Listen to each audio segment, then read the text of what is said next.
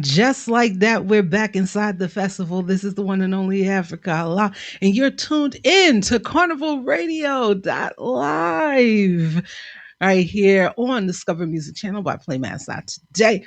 Today we have Dalia, our favorite co-host, is in the building. Listen, Dalia, we've missed you for the last couple of episodes, but I know that you have been engulfed in the planning of Bahamas Carnival 2026.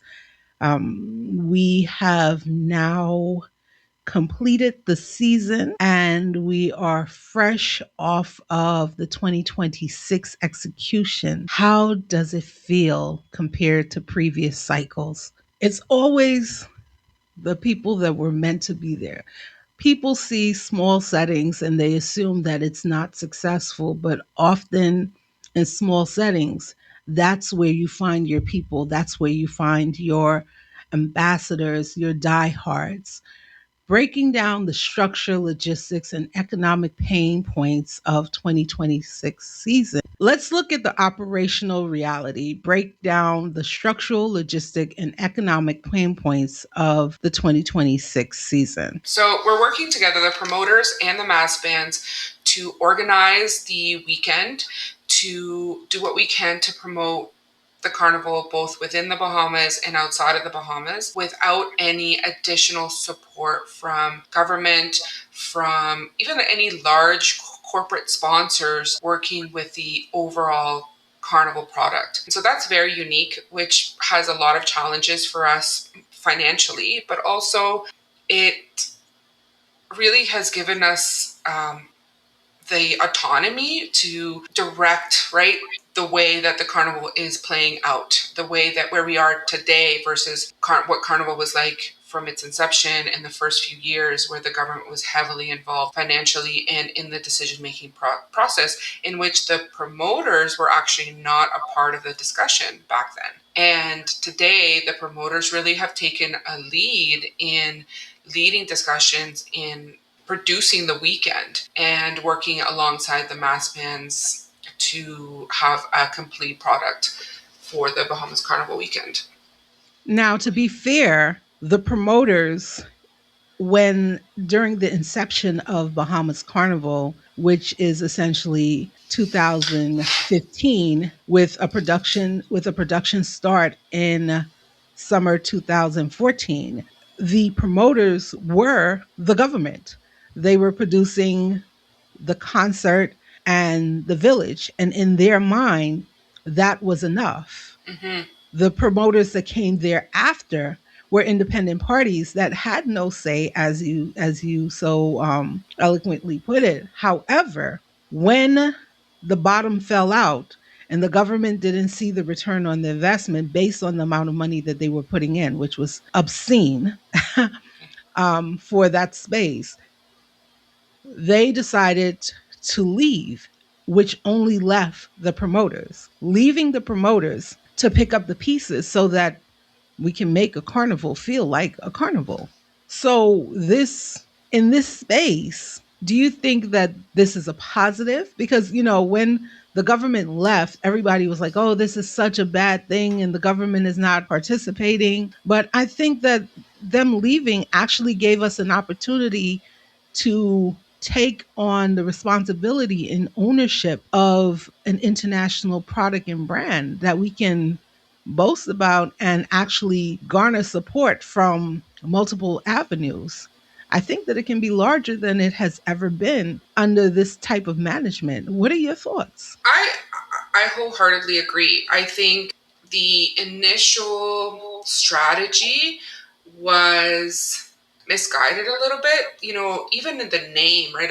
I've heard a lot of discussion about calling it, Junkanoo Carnival, because we've talked about this before. It's this like divide. It fueled this like rivalry almost between Junkanoo and Carnival, in which it pitted the two against each other, when in reality, both are celebrations of resilience and culture, and one does not negate the other. One is not trying to replace the other, right? Carnival could never replace Junkanoo in the Bahamas, and That's never been the goal of Carnival. It really was brought in as an economic plan, right, to Right. boost heads and beds at the time, the time of year. And we've talked about the economic impacts on in other places.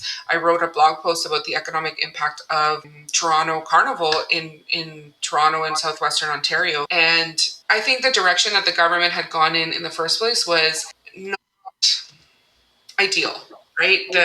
They didn't realize all of the pieces that go into putting on this carnival and what appeals to the carnival goers. And so once the private promoters started organizing their parties, starting I think early on it was CU Entertainment with Hello Moving Cooler for I think that's one of the first established parties, and other promoters coming on board as early as 2018 with different parties. We started creating a more robust product. And now that the government has taken a step back completely, we have more of a say in the direction of the carnival. And I think that's a good thing. I think, like I said at the beginning, it was a very intentional approach this year.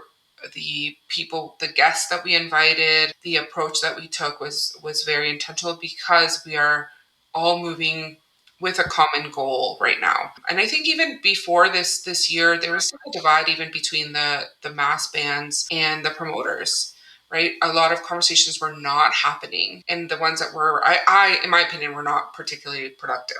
Right, there was still this like competition, but it's not one or the other. I think you need both for a complete carnival product. And this year, I felt a really big shift in that those discussions and the teamwork and the goal, right? We were all working towards that common goal. And I'm hoping that will just continue to improve. Well, sometimes the bottom needs to fall out in order for everybody to put their boots on the ground, Mm-hmm. right? Because the vehicle won't move unless everybody is stepping forward. And that seems to be what has happened. When we look, there's a couple of things that happened in between all of this, right? And you talked about the planning stages. We had a lot of things happening in 2025 that kind of hindered the local promotion of the product, which was election season.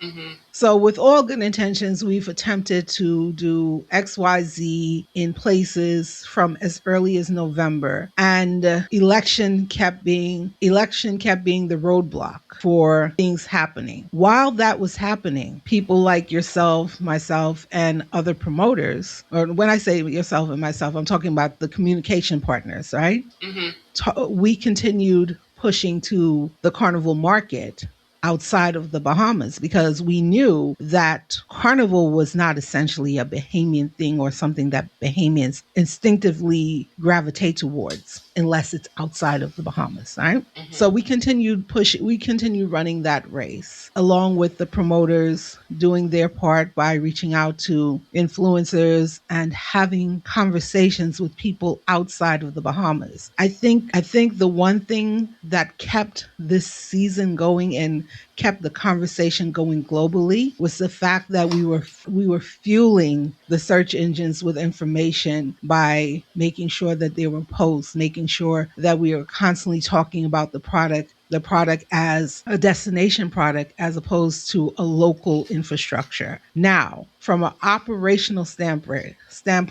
but from the supply chain and oh my God, supply and inflation.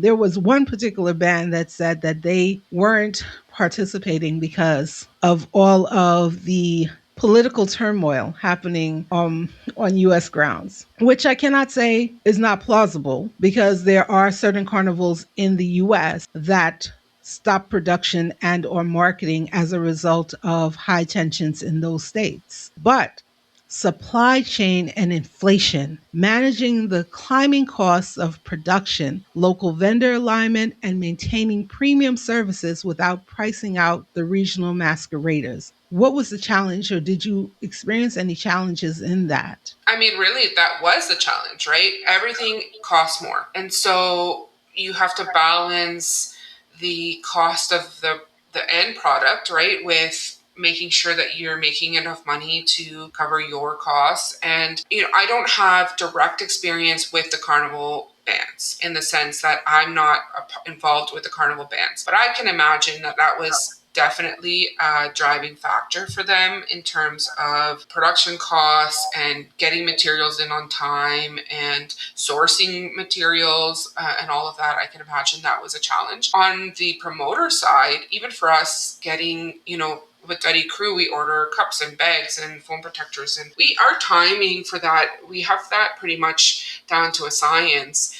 And this year, for the first time in a few years, we had some logistical issues where our cups were missing for a few days. And they were, not missing, but everything was just sort of a bit later than it has been in the past. And I thought we had resolved those issues. So, it's always an evolving thing, but definitely the rising costs of goods, the rising cost of transportation to bring those goods in, because even in recently with the rising fuel costs, all of that definitely became, I wouldn't say a barrier because we executed, but it's definitely something that we need to think about moving forward with pricing the product appropriately and making sure that everything is giving ourselves a little bit of extra leeway with the changes in, the supply chain infrastructures because of what's happening in the world and, politically. So it's definitely something that we need to continue to think about, and we can't just ignore it, right? And especially being in the Bahamas, and everything has to be shipped in, right? If I was in Canada or the US producing this, it's a little bit of a different logistical. Not so many limitations on the logistics, because there's always something inland that can facilitate your needs. Whereas, even things getting shipped to our shipping partners in Florida, things arrived on time that were shipped within the US, but then we're bound to shipping schedules, flights schedules, boat schedules to get things brought into the Bahamas. So you have to, give extra time. And then, of course, there's always a cost associated with all of that. And these are things, and this is the reason why it's important to have an idea of how many people are going to attend your function. Let's say the event is in June, so March, April. Oh, it'll go the other way, right? April, March. So by February, you need a head count so that you can order. And the reality is we will never have that. At least not now. Because of the way, so the thing is, our tickets go on sale in January. We tried putting tickets on and I can only speak for Duddy Crew at this point, but Duddy Crew tickets, we've tried to have them go on sale before the end of the year. And it didn't produce any kind of, faster kind of ticket sales. So we found that our sweet spot is sort of in January, mid to late January to release tickets. We had a run of some early bird tickets that sold out, which was really great. But then, the sales just continued to trickle in, but the Bahamian sales were all in the last 7 days. Well, that's always going to be the case. Of course.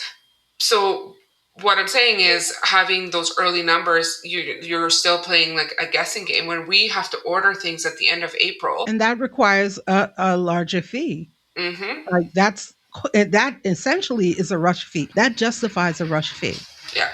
Now, so it's just it's always this battle, with the local market and how they operate, and even the aversion to buying tickets online. Like this year, I had discussions with some people who are carnival people in the Bahamas. These are people who travel to carnivals outside of the Bahamas yearly, multiple times a year. And they were chasing me down to pay cash for their tickets. And you said, because this is a conversation that you've had multiple times for, I think the last 3 years that we've talked about this, you've said this exact same statement. So go ahead. What did you say to those people that do this all the time for other places? I said, I said, absolutely not. Your tickets, you're so quick to buy tickets outside of the Bahamas, and yet you won't do the same. And you know us. Right? The people putting on this event. We're not strangers.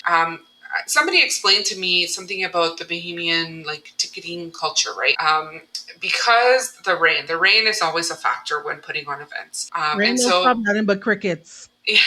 But it's the reality of putting on an event if there's rain. So Bahamians sort of like to wait till the last minute, check on the weather, check on their friends, see who's going, see who's not going. Okay, I get all that. But these people that I'm speaking about are the people who will be the first to jump on tickets for other carnivals. And I said, and I didn't allow it this year. And I said, as a group with Duddy Crew, we all stood strong and we said the tickets are online. It makes it so much easier for me dealing with the organizing of packages and names and t-shirt sizes and all that for my database to come in uniformed, right? Whereas people are trying to buy online, they think they just drop off their money and that's it. But there's questions that get asked when you register to play or to do Juve with us. And at the end, it just makes my life a whole lot easier. And then when we did have some cash sales at the end, right? Because we didn't know how many packages we'd have left over after our online registration closed.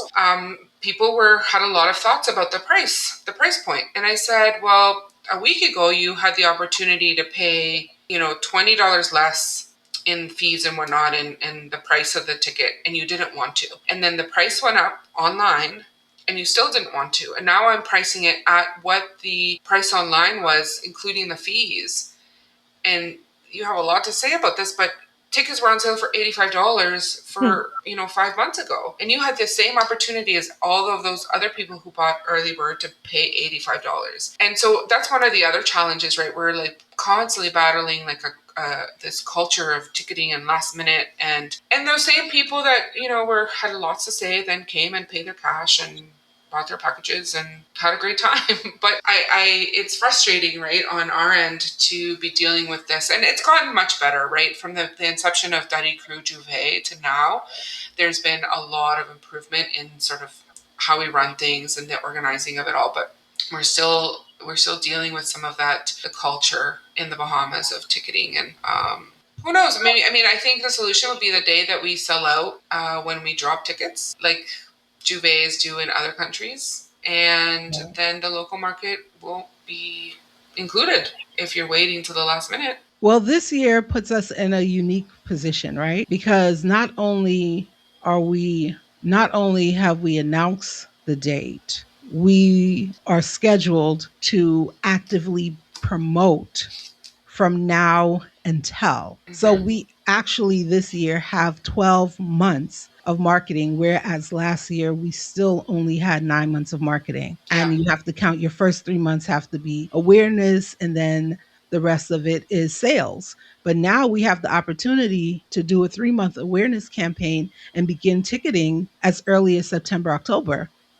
So I think that with all of the hype and everything that is coming, all of the positive response, and I can't call it hype, but all of the positive responses that we're getting back, and the fact that people are now doing carnival tours, meaning you have people like Jade, you have people like Epiphany, Wildfire, and other carnival bands in the US that are doing tours.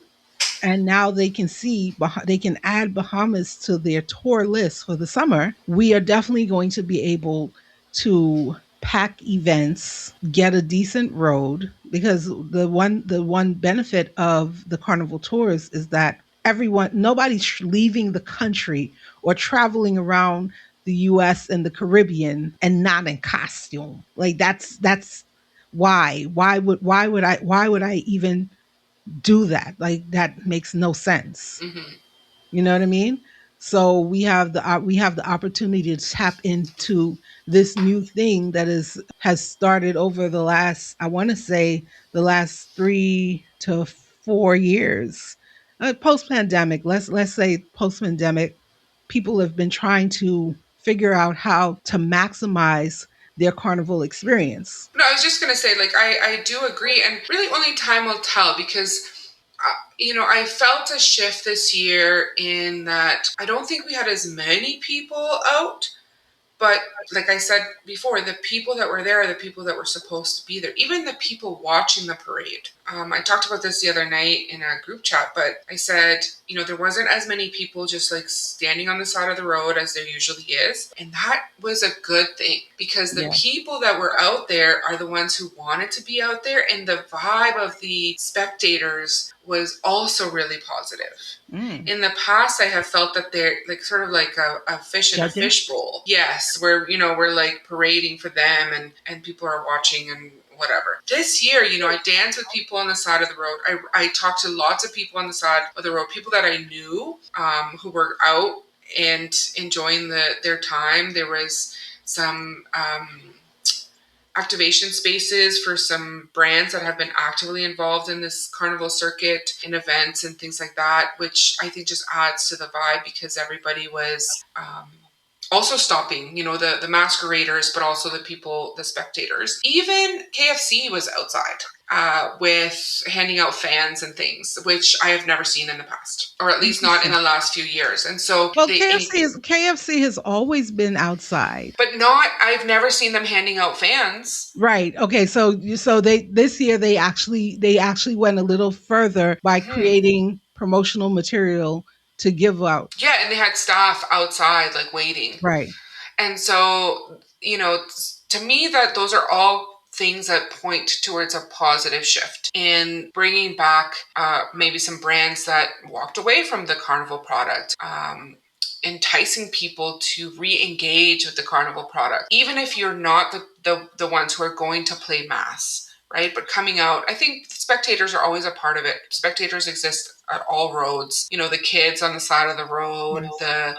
the grandmothers, like it was, I think the vibes on the road were really good. The route this year perhaps invited people to come out because it's, all along the ocean, the beach, and the timing as well. It was not so hot. So I think all of those things were good things. And so only time will tell if all of these small pieces coming together are then going to propel, right, the product to this next level that we're hoping to get to. We're gonna revisit the weather layer, but I got a call, and you would think if I didn't have visual proof, if I didn't have visual proof, and I didn't know intimately the details of the weekend, I would have felt, or I would have believed what this person was saying. So I got a call from a person that usually vends during Carnival weekend or during the Carnival Road March. And this year they weren't vending because, I mean, whatever. And they said to me, Africa, this was the worst carnival ever. It was boring. And it wasn't only them little bit of people.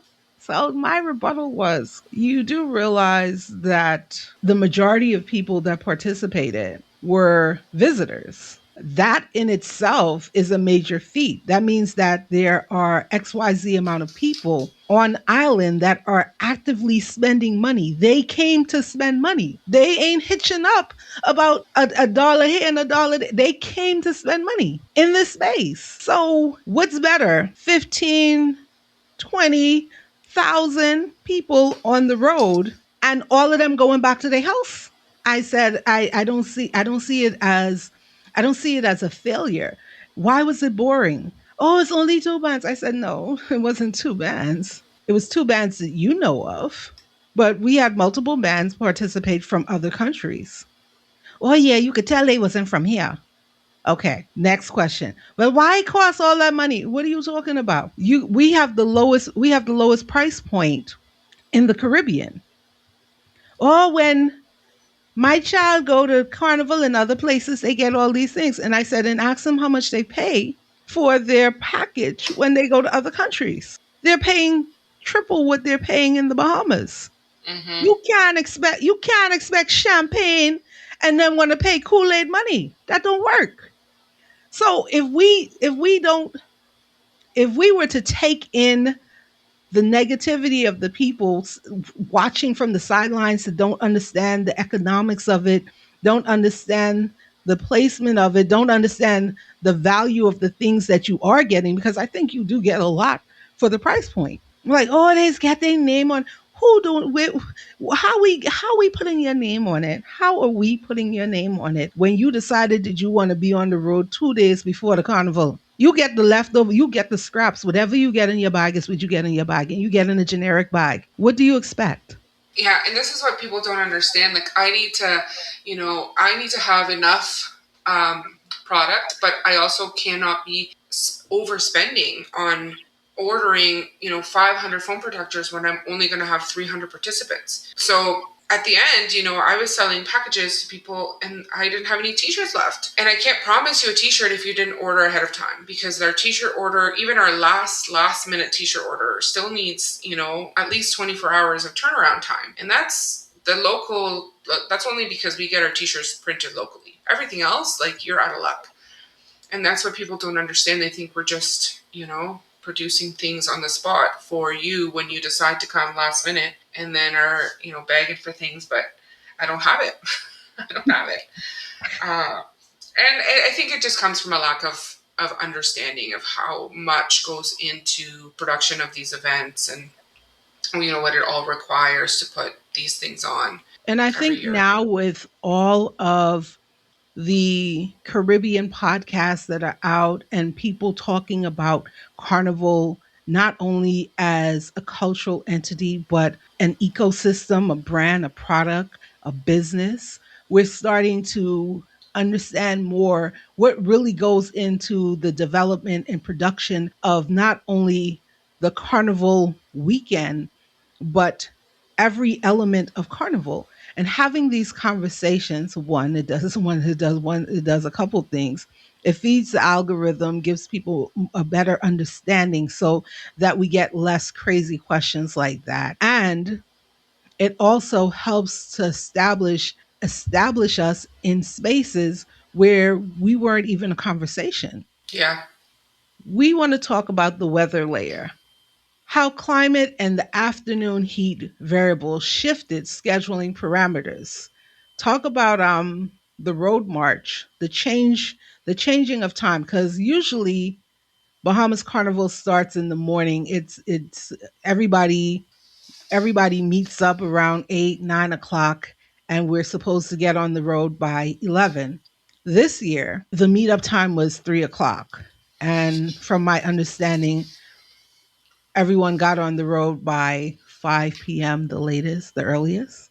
No, it was between 4:30 and 5 that we started Okay. moving. But so yeah, the meetup time is later. I really enjoyed that.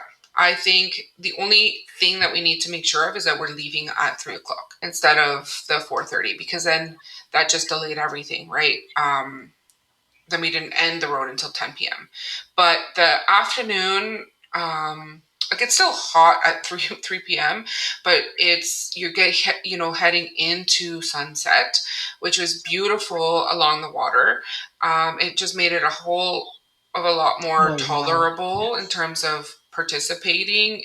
For those of us less melanated than others, the requirements for, I mean, I still sunscreen multiple times, but I didn't feel my skin, you know, I didn't have a sunburn at the end of the day, which was it's always the goal for me. And then the night, I think there's a vibey thing that happens in the nighttime when you finish the road at night, which I love. I loved it in Antigua. I loved it in Trinidad.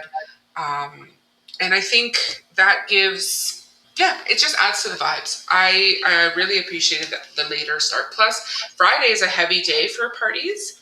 Right. I went to 3 different parties that day, and I appreciated the opportunity to sleep in a little bit on Saturday morning.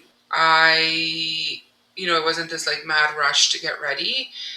People who are doing the glam and all of that have a little bit more time, as well as the people who take the time to book a photographer and all of that to take their carnival pictures.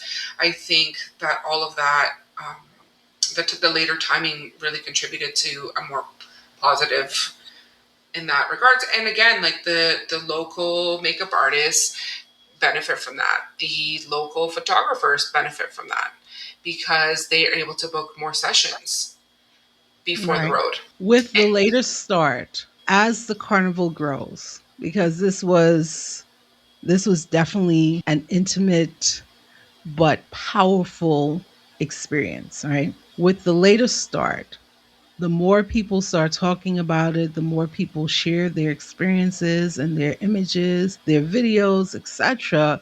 And they essentially become ambassadors for the overall brand. How do we manage the timing of the road? Because you guys came back in the evening. What time did the final what time did the final masquerader cross the line? I have no idea. I was Mm, long gone. okay. I went ahead and I got in the car at 11 minutes after 10.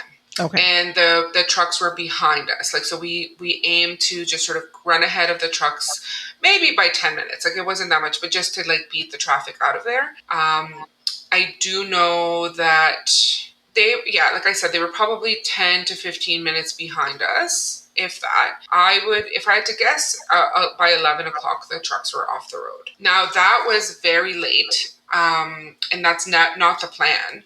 Because again, if we had left the 2 hours, like if we had left on time, everything would have shifted 2 hours earlier. So what is on time? Because you still have to give Three. people. No, but 3 o'clock is the meetup time. No, the meetup time was two. Ah, The okay. official meetup time was two, according to the masqueraders info sheet that Okay. they gave with their packages. The departure time was scheduled 3 o'clock. There were some logistical problems that Okay. delayed our departure until about 4:30, 4:35. We were Okay. leaving, yes.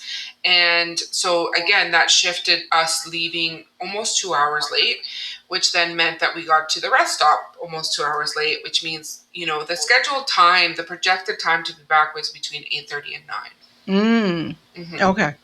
Yeah. So again, with with the growth of the product, how are you, because you can't have, you can't let's say let's say we go to 10,000 or 5,000, right? Let's give it 5,000. How are you going to manage 5,000 or 10,000 people on the road and get them back in time at a 9:30 ending time? Is there room for growth, and have you guys started thinking about that? There is room for growth, and I think we talked about it in our post-production informal chat about number one, getting moving at the scheduled time, so that 3 o'clock time, but also extending the road permit with the police, not to extend the timer on the road, but to give us that the leeway, right? Because at Right. the end we were rushing because the police Mm, permit, like, and I think this is something that people need to understand about the Bahamas is that for us to be on the road for both Juve and the road, like the road march for Bahamas Carnival, we need to apply for a road permit, which allows certain roads to be closed for those moments in which we're passing those areas and have right. police escort and police support. And it's not just, get on the road and go wherever you want and do whatever you want at whatever time you want, right? Even for Juve, I had a feedback saying that we left early from the yard, like after the pre-party, and I said, no, we left at 11:15, which was our projected time between 11 and 11:10 is when we wanted to be lined up because our road permit starts at 11. So we cannot be on the road before 11. The Gotcha. longer we take to leave the yard, the shorter amount of time we're allowed to be on the road. Right. And we have an end time, a very specific end time. So we can't, and they were like, well, you guys left early. I said, no, we didn't. You were late. That's a you problem, not a me problem. But also understand that we are, at some point, the police is saying, hey, look at the time. It's time to go, right? Right. It's not us saying, because we would like to build the vibes. We would like everybody to be there. But that's just not always in our control. So, I've but yeah, seen there's that definitely before. discussions. Sorry. No, I've seen that before in Atlanta, and this is a global thing. This is not. I don't know about the islands, but I know in the U.S. in Atlanta, we had a carnival. The carnival started a little late, but the permit ended at a certain time. And when the permit ended, listen, there were trucks. There were trucks in traffic. The police got on their little scooters and they left them. They didn't care about anything. They didn't care how much cultural activity. They left. And in Florida, they do the same thing at the time that it's supposed to be. If you're not off, if you don't cross that stage by 12 o'clock, the police will come and stand in front of the stage and be like, "Nah, not today." Mm-hmm. So Yeah. it's like you have to understand there are rules that go with the production of these things, which is Mm-hmm. why I'm asking you, are we making provisions for the growth so that we can accommodate the masqueraders and make sure that we're giving them the full experience without sprinting down the road. Yeah, and I think again the discussions and the people involved with the production of the actual road march are aware that there was a late start. There were some things out of their control, but I think this was the number one, the first year of this timing, which was a little bit of an experiment, but I think well received and had good feedback. I think we are already thinking about how can we ease some of the pressure of that day.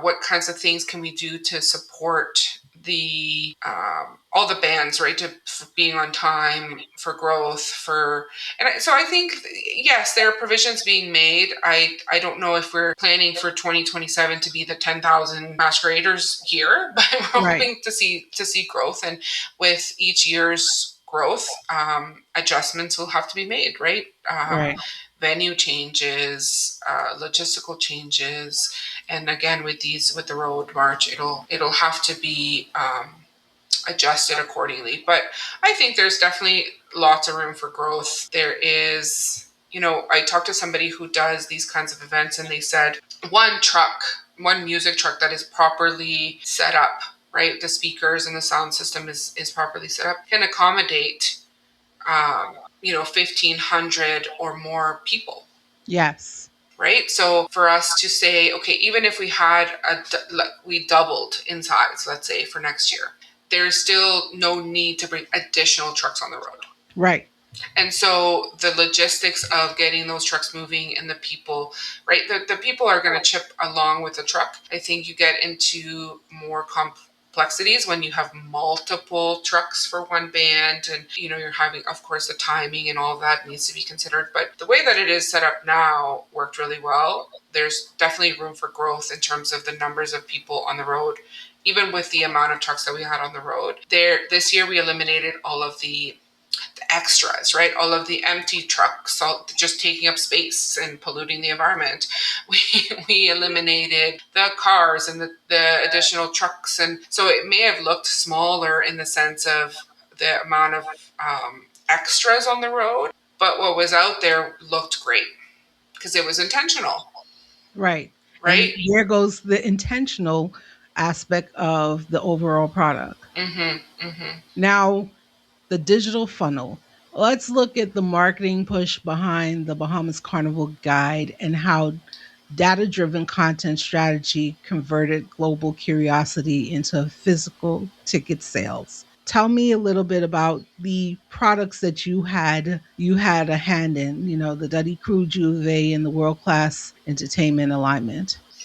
Yeah, so I mean, as I've talked about before, I am directly involved with Duddy Crew Juve, and then with Last Wine, world class events. And then I also assisted very minimally with Just a Lime in terms of the day of. I helped with a little bit of the setup, and then I worked the bar for part of the day. And and then beyond that, right, I was involved with some of the marketing for some of the other events like Hello and Lovey, both like directly with the promoters, but through Bahamas Carnival Guide. And this was something that I presented to all of the promoters and all of the bands. If you tag me, if you collaborate with me, I will share. I cannot be out there searching for information every day as I have multiple jobs and multiple things going on in my life. So anything that was shared with me was reposted, collaborated on, and shared. I encouraged, right, all of the promoters. Some people were very late with getting ticketing links and stuff out there, so I was pushing on that back end to say, hey, like, we need your ticketing link. Like, you're missing out right now in this. When I was feeling the excitement growing for Bahamas Carnival as the dates got closer, both in the Bahamas Carnival WhatsApp chat and the direct messages that I was getting through Bahamas Carnival Guide, I knew that people were interested. People were looking for tickets. People were asking questions about events that weren't listed yet or whatever. So, I was involved in all of the things in that way. Directly involved with Duddy Crew and Last One, though. I notice a heavy presence of Hennessy this year. Welcome Mm-hmm. back, Hennessy. La Vie had the Hennessy, but they had a standout Hennessy. They do that every year. I think it's a lounge, the Hennessy Lounge. That's what it is. They had the Hennessy Lounge, and then you had Jack Daniels at Waves. Talk about the integrated, how they were able to integrate seamlessly into the local cultural framework without losing grassroots authority. Like just having those international brands helping to standardize the culture.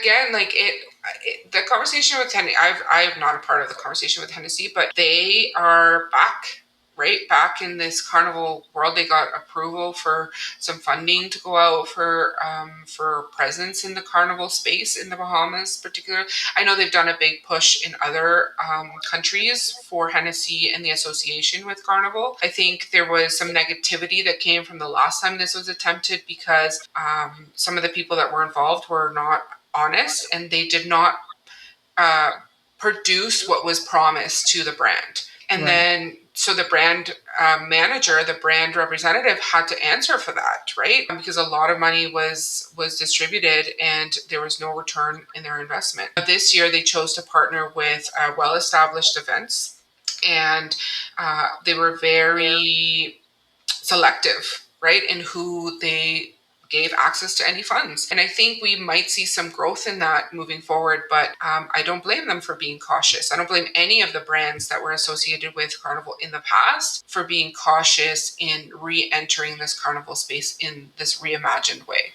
I love that. Listen, the reimagine, and I know it sounds cliche, right? But we have to state it that way because it's not the same thing that we've constantly seen over the years, with the same set of people doing the same set of things and not looking outside, well, not putting themselves in a box.